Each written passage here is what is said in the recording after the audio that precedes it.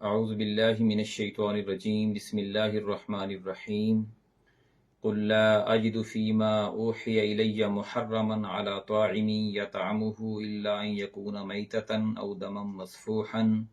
او لحم خنزیر فانه رجس او فسقا اہل لغیر اللہ به فمن اضطر غیر باغ ولا عاد فان ربک غفور رحیم صدق اللہ العظیم۔ اے نبی صلی اللہ علیہ وآلہ وسلم، آپ فرما دیجئے کہ مجھ پر جو وحی بھیجی گئی ہے اس میں کسی کھانے والے پر کوئی چیز کھانا حرام نہیں پاتا سوائے اس کے کہ وہ مردار ہو یا بہتا ہوا خون ہو یا خنزیر کا گوشت ہو کہ وہ ناپاک ہے، یا ناجائز ذبیحہ ہو جس پر غیر اللہ کا نام لیا گیا ہو۔ پھر جو شخص مجبور ہو جائے جبکہ سرکشی کرے اور نہ ہی حد سے تجاوز،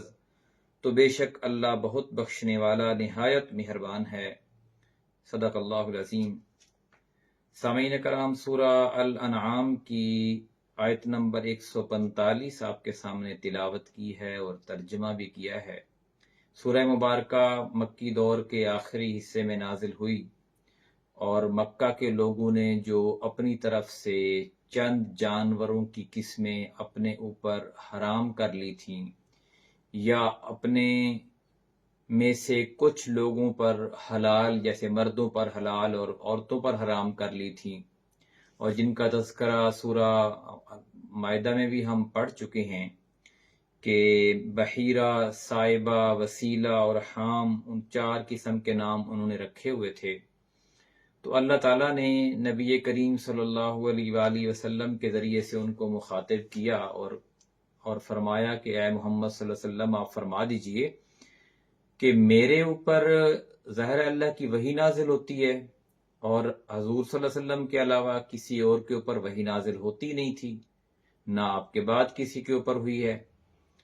تو جو اللہ کا پیغام آتا ہے وہ تو نبی کریم صلی اللہ علیہ وآلہ وسلم تک آتا ہے،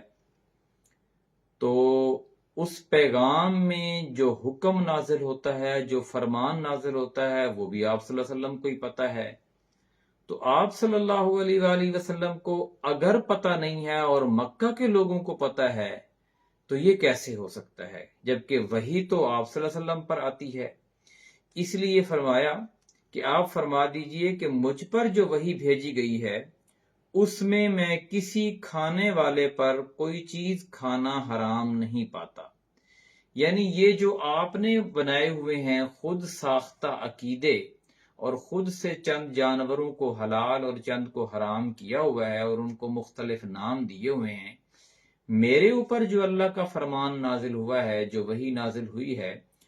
اس میں تو کہیں ان کا تذکرہ نہیں ہے کہ یہ اونٹنی حرام ہے اور وہ گائے حلال ہے، اور وہ اس طریقے سے جس نے اتنے بچے دے دیے تو وہ حرام ہے اور وہ حلال ہے۔ تو وہ تو کوئی تذکرہ ایسا نہیں ہے میرے اوپر نازل ہونے والے قانون میں، تو یہ تم نے کہاں سے جو ہے وہ اپنی طرف سے بنا لیا؟ ظاہر انہوں نے اپنی طرف سے ہی بنایا تھا، لیکن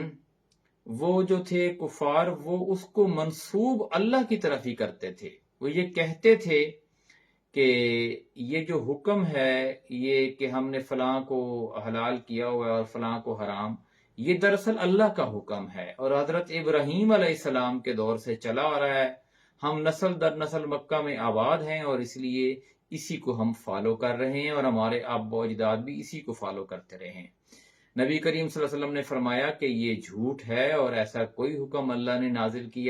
نہیں کیا۔ ہاں، اللہ نے جن چیزوں کو حرام کیا ہے اس کی تفصیل سورہ مائدہ میں بھی گزر چکی ہے، اور یہاں پہ بھی ہے کہ اللہ نے مردار کو حرام کیا ہے، یعنی جو وہ جانور جو طبی موت مر جائے، جس کو آپ نے حلال نہ کیا ہو، چھری نہ پھیری ہو، تکبیر نہ پڑی ہو، یا بہتا ہوا خون جو ہے وہ حرام کیا ہے، خنزیر کا گوشت حرام کیا ہے، اور وہ جانور جس کو چھری پھیری جائے یعنی ذبح کیا جائے، یعنی اور ذبح کرتے وقت اللہ کے علاوہ کسی اور کا نام لیا جائے، یعنی غیر اللہ کا نام لیا جائے، تو وہ بھی حرام ہے۔ تو یہ حرام چیزیں ہیں جن کا گوشت کھانا مسلمان کے لیے یا جن کو کھانا مسلمان کے لیے حلال نہیں ہے، باقی جو تم نے بنائی ہوئی ہیں ان کا کوئی حکم اللہ تعالیٰ نے نازل نہیں کیا۔ ہاں، یہ جو حرام چیزیں جن کا تذکرہ اللہ نے کر دیا ہے اور جس کی وضاحت سورہ المائدہ میں ہم پڑھ چکے ہیں، جو مدینہ میں نازل ہوئی تھی،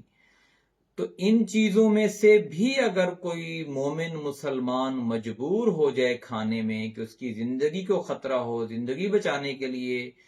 کھانا پڑ جائے، تو وہ اتنا ہی کھائے جتنا زندگی بچانے کے لیے ضروری ہے، اور اس کا ذہن اور عملی طور پر بھی اس کی سرکشی اور بغاوت کسی بھی صورت میں نظر نہ آئے، اس کا اظہار نہ ہو، تو اللہ تعالیٰ معاف کرنے والا اور غفور الرحیم ہے۔ اللہ تعالیٰ نے دیکھیں کس طرح خوبصورت انداز میں یہ بات سمجھائی ہے کہ انسانوں کے لیے کیا حلال ہے اور کیا حرام ہے، اس کا حکم صرف اللہ تعالیٰ دے سکتے ہیں، اور وہ ظاہر نبی کریم صلی اللہ علیہ وآلہ وسلم کے ذریعے سے دیں گے۔ ڈائریکٹ تو اللہ تعالیٰ کسی اور سے رابطہ نہیں کرتے، نہ وہ اپنا حکم یا قانون نازل کرتے ہیں۔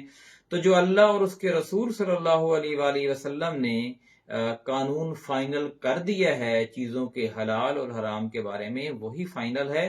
اس لیے ہمیں بھی اسی کی طرف رجوع کرنا چاہیے، نہ کہ آباء و اجداد کی رسموں کی طرف یا علاقائی چیزوں کی طرف یا ملکی لیول پہ، یعنی ملک کے اندر فلاں چیز حرام ہے تو وہ نہیں کھائیں گے، تو حلال ہے تو کھائیں گے، بلکہ ہمیں صرف اور صرف اللہ اور اس کے رسول کے حکم کو ہی سامنے رکھنا چاہیے۔